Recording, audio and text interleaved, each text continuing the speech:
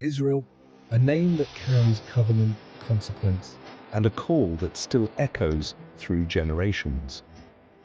And sometimes you wonder, with all this biblical weight, with all this prophetic truth, with all this warning and wisdom, why don't we hear more about it in the church today? But before we point outward, God invites us to look inward. Because Jeremiah didn't just speak to it. He spoke to the heart. He spoke to the soul. He spoke to the places in us that wander, that forget, that thirst for everything except the one who gives living water. Oh Lord, the hope of Israel.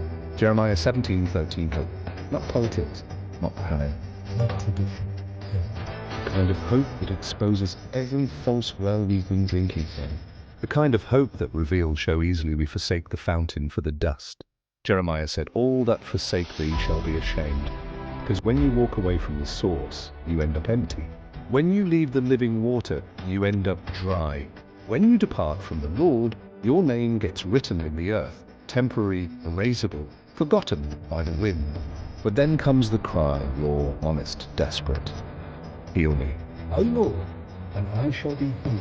Save me, thou shalt be saved.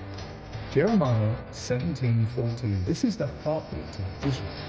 This is the heartbeat of every believer. This is the cry of a soul that knows that only God can fix what's broken. Only God can restore what's fallen. And God can save us. Maybe churches don't teach this enough because Jeremiah doesn't let us hide. He doesn't let us pretend. He doesn't let us blame culture while ignoring our own compromise. Jeremiah pulls back the curtain and shows us a God who searches the heart, tests the motives, and calls his people back to covenant, to truth, to himself. And that's not a soft message, but it's a hopeful one. Because if God is still searching hearts, he's still healing. He's still exposing the cracks, he's still filling them. If he's still calling Israel back, he's still calling us back. So here's the truth. Israel's story isn't just ancient history. It's a mirror. It's a warning. It's a promise. It's a reminder that no matter how far we drift, the fountain of living waters still flows. And anyone who cries, "Heal me," finds healing. Anyone who cries, "Save me," finds salvation. Anyone who returns finds a God who never left.